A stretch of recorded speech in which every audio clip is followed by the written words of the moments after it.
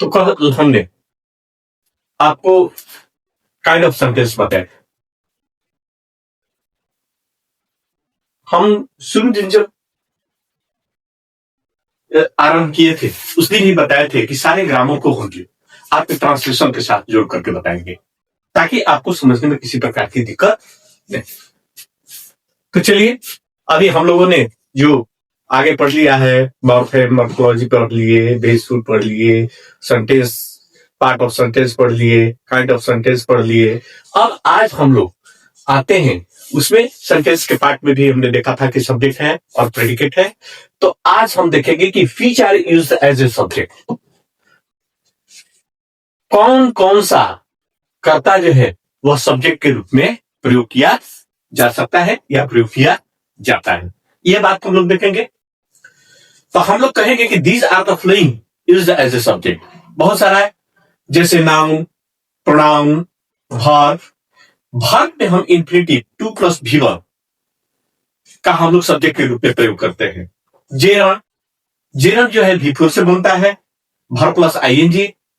उसके बाद एडजेक्टिव, यहां एडजेक्टिव जो है वह दी प्लस एडजेक्टिव करके बनता है। उसके बाद phrase, question word plus 2 plus V1।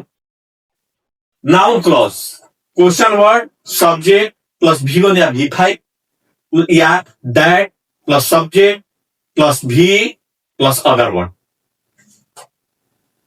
और ईट और देयर का भी हम लोग सब्जेक्ट के स्थान पर प्रयोग करते हैं, लेकिन इसको इंट्रोडक्टरी ऑफ देयर करते हैं, इंट्रोडक्टरी ऑफ ईट करते हैं, बशर्ते कि ये सब्जेक्ट नहीं है। और वहां पर इसका हम लोग प्रयोग करते हैं जहां पर हम लोगों को सब्जेक्ट का कोई जानकारी नहीं होता है। वैसी परिस्थिति में हम लोग ईट का प्रयोग करते हैं और देयर का प्रयोग करते हैं। लेकिन ईट और देयर का भी प्रयोग हम लोग सब्जेक्ट के स्थान पर करते हैं, केवल स्थान पर करते हैं, लेकिन it is not a subject, ये सब्जेक्ट नहीं है। हम लोग दूसरे शब्दों में कहते हैं it is the introductory of subject, ये सब्जेक्ट का इंट्रोडक्टरी है, परिचय कराता है, इसलिए देयर और इट का भी प्रयोग करते हैं। तो चलिए, नाउन, प्रोनाउन, वर्ब, वर्ब को इंफिनिटिव में करते हैं, 2 प्लस V1 देते हैं, इसको हम लोग सब्जेक्ट के रूप में प्रयोग करते हैं। उसके बाद gerund V4 verb plus ING दे करके बनाते हैं, और एडजेक्टिव दी प्लस एडजेक्टिव कर करके इसको नाउन बना देते हैं, और इसको हम लोग सब्जेक्ट के रूप में प्रयोग करते हैं। Noun clause, question word plus subject plus V1 plus V5 और that plus subject plus verb plus other word. और उसके बाद इट और देयर का प्रयोग हम लोग सब्जेक्ट के स्थान पर करते हैं, लेकिन इसको इंट्रोडक्टरी ऑफ देयर या इंट्रोडक्टरी ऑफ सब्जेक्ट के नाम से हम ये लोग जानते हैं। तो आज जो हम लोग हैं वह नाउन को हम लोग सब्जेक्ट के स्थान पर उपयोग कर करके और कुछ ट्रांसलेशन हम लोग सीख। अब हम कुछ ट्रांसलेशन के नियम के बारे में देखते हैं। हम जैसे जैसे सेंटेंस आएगा हम आगे विशेष कर करके बताएंगे। आज सिर्फ मात्र यही हम बता रहे हैं कि आपका जो सब्जेक्ट के रूप में किसको किसको प्रयोग करते हैं। तो noun is used as a subject. हमने पहले बताए थे नाउन को हम लोग सब्जेक्ट के रूप में प्रयोग करते हैं। फिर जब नाउन का हम क्लासिफिकेशन बताएंगे, काइंड्स ऑफ नाउन बताएंगे, तो उस पर विशेष कर करके और हम आपको बताएंगे।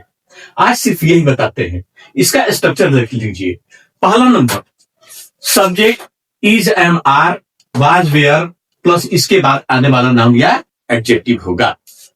Subject plus is, am, are, was, were, इसके बाद आने वाला नाउन या एडजेक्टिव होगा। दूसरा, subject plus has, have, had plus आने वाला नाउन या एडजेक्टिव होगा। तीसरा, subject plus shall, will, can, could, should plus be plus आने वाला नाउन या एडजेक्टिव होगा। तो इसी स्ट्रक्चर पर हम लोग आज बनाइए। तो पहला हम लोग देखते हैं कि इसमें क्या होता है सब चीज है, इसलिए है का अंग्रेजी आप लोग जानते हैं कि इज होता है, एम होता है और आर होता है। अंग्रेजी था और थे होता है। तो यहां हम देखते हैं कि है का अंग्रेजी जो है इज है, इसलिए राम आलसी है। आलसी शब्द जो है एडजेक्टिव है, गरीब शब्द एडजेक्टिव है, धनी शब्द एडजेक्टिव है, दयालु शब्द एडजेक्टिव है, अच्छा शब्द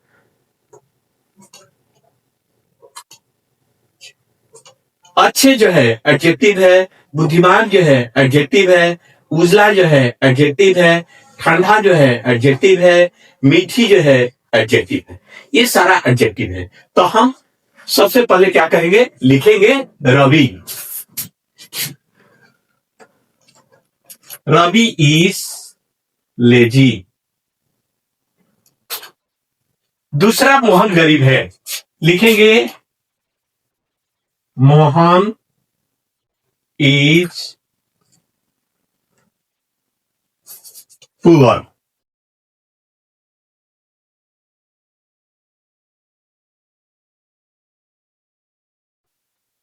राम धनी है, राम इज रिच। ये सब एडजेक्टिव है। फिर हम आगे इसके बाद हम आपको डिटरमाइनर बताएंगे। उस समय विशेष कर करके हम बताएंगे कि इसके पहले ए नहीं लगा, ए नहीं लगा, कुछ नहीं लगा, इसके बाद में बताएंगे, इसलिए आप छोड़ दीजिए। केवल यही बात है, एडजेक्टिव की बात कर लीजिएगा। Ravi is lazy, Mohan is poor, Ram is rich. अब शिक्षक दयालु है, कहेंगे भाई शिक्षक दयालु, ये कॉमन नाउन हो गया, क्योंकि एक शिक्षक की बात नहीं होता है, सारे सभी शिक्षक की। तो हम लोग कॉमन नाउन के पहले ये शिक्षक को हम लोग लेंगे दी टीचर इज काइंड। अब यहां पर हम लोग थोड़ा सा आर्टिकल की बात कर लेते हैं। ए टीचर भी हो सकता है, दी टीचर भी, जिसका हम लोग जब आर्टिकल डिटरमाइनर बताएंगे तो उसका विशेष कर करके हम अर्थ बताएंगे। इसलिए पहले दी टीचर इज काइंड, उसके बाद लड़के अच्छे हैं, बॉयज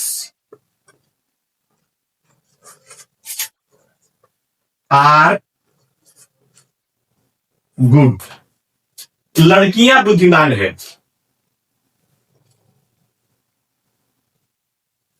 गर्ल्स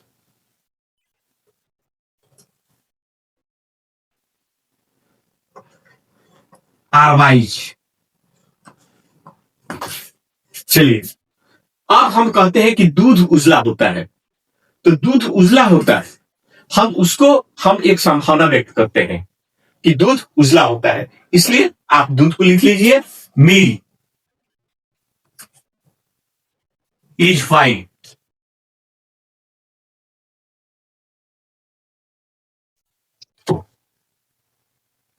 पानी ठंडा होता है, वाटर इज कोल्ड। चीनी मीठी होती है, शुगर इज स्वीट। तो हमने देखा, चाहे प्रोपर नाउन हो, कॉमन नाउन हो, मेटेरियल नाउन हो, हम सारे नाउन को हम लोग सब्जेक्ट के स्थान पर प्रयोग करते हैं। अब जब हम नाउन का विशेष कर करके जब हम परिभाषा बताएंगे, काइंड बताएंगे, तो नाउन का कहां कहां प्रयोग करते हैं, noun is used as subject, noun is used as object, preposition, इस तरह की सारी चीजों को हम बताएंगे। अभी ये हमारा ट्रांसलेशन जो है आप देखें, सीधे आराम से आसान से समझ करके एक सिंपल भाषा में ले रहे हैं। अर्थात हमारा जो वादा है आपको कि जीरो लेवल से चलेंगे, आरंभ करेंगे और कॉम्पिटिटिव तक ऊंची मुकाम तक पहुंचाने का प्रयास करेंगे। तो ये हमारा जीरो लेवल से आरंभ है। हमने प्रोपर नाउन और कॉमन नाउन, मेटेरियल नाउन को हमने एग्जाम्पल दिया, ट्रांसलेशन बताया। अब हम कॉलेक्टिव नाउन और एब्स्ट्रैक्ट नाउन की थोड़ा सा देख लेते हैं। फिर नाउन का आपको घबराने की जरूरत नहीं है और न चिंता करने की जरूरत है। ये सिर्फ आए हम सब्जेक्ट के रूप में किसको किसको प्रयोग करते हैं, इसलिए हम न कोई यदि नियम बता रहे हैं, न कोई कानून बता रहे हैं, न किसी का तौर तरीका बता रहे हैं कि आप आसानी से सीख सके। सिर्फ हम एग्जाम्पल देने के लिए हम आपको बता रहे हैं कि किस प्रकार से जो है इसको सब्जेक्ट में कौन कौन सा प्रयोग किया जाता है।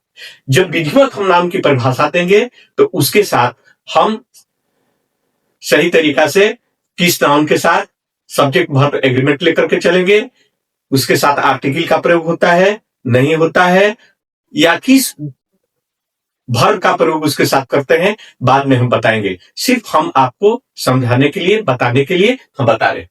जैसे हाथियों का समूह, आप लोगों ने बच्चों में पढ़ा होगा प्रोपर नाउन के बारे में कि जिसको खास किसी वस्तु व्यक्ति का वस्तु का नाम होता है उसको हम प्रोपर नाउन कहते हैं। जो कॉमन सामान्य रूप में नाम होता है उसको हम कॉमन कहते हैं, जैसे टीचर हुआ है, डॉक्टर, ये सब कॉमन नाउन है। मटेरियल नाउन के बारे में ही जानते हैं, विच कैन मेजर और वे, जिसको नापा या तोला जा सकता है उसको मटेरियल नाउन कहते हैं। कलेक्टिव नाउन कहते हैं ग्रुप को, और abstract noun only we can feel and think but can not see and can not touch, केवल सोच सकते हैं, महसूस कर सकते हैं, न छू सकते हैं, न बुझ सकते हैं, इसकी भी परिभाषा हम देंगे। तब तक केवल ट्रांसलेशन। तो हाथिया का समूह देखा गया, ये क्या है भाई? ये हॉर्ड ऑफ एलिफेंट, ये हमारा क्या है? ये हॉर्ड ऑफ एलिफेंट जो है ये हमारा एब्स्ट्रैक्ट नाउन है, कलेक्टिव नाउन है। तो हॉर्ड ऑफ एलिफेंट वाज सीन। उसके बाद पाकिस्तानी सैनिक हराए गए, द पाकिस्तानी सैनिक आर्मी वाज डिफीटेड, ये क्या है? हमारा एब्स्ट्रैक्ट नाउन है। बंदरों के समूह मेरे बगीचे को सभी आम खा गए, a troop of a monkeys ate all the mangoes of my orchard। अब चलते हैं एब्स्ट्रैक्ट नाउन। एब्स्ट्रैक्ट नाउन जो है जिसको हम परिभाषा देंगे, गरीबी अभिशाप है, पॉवर्टी इज ए कर्स, सच्चाई एक अच्छा नीति है, truth is a good policy, और बुद्धिमत्ता एक अच्छा गुण है, wisdom is a good quality. ये हमारा ट्रांसलेशन है। आप इसको सही तरीका से इसको ध्यान पर देखिए, और हम यही बात का ध्यान लीजिए कि नाउन को हम लोग कहां कहां प्रयोग करते हैं, उसके बाद में हम विशेष करके बताएंगे। आज यही कहते हैं कि noun is used as subject. हम लोग अब धीरे धीरे हम इसके जब क्लासिफिकेशन की ओर बढ़ते जाएंगे तो विस्तार से हम इसको और भी जानकारी हम लोग करेंगे, इसलिए घबराइए मत। हम आपसे यही निवेदन है, आप हमारे चैनल को सब्सक्राइब कीजिए, लाइक कीजिए, शेयर कीजिए, कमेंट कीजिए, ताकि हम बार बार यही बात को कहते हैं कि हमको कुछ मिले। क्योंकि जब तक आप कोई शिकायत नहीं करते हैं तब तक हम अपने कमियों में न सुधार लाएंगे और न हम उत्साहित हो पाएंगे। इसलिए आप सब्सक्राइब कीजिए, लाइक कीजिए, शेयर कीजिए।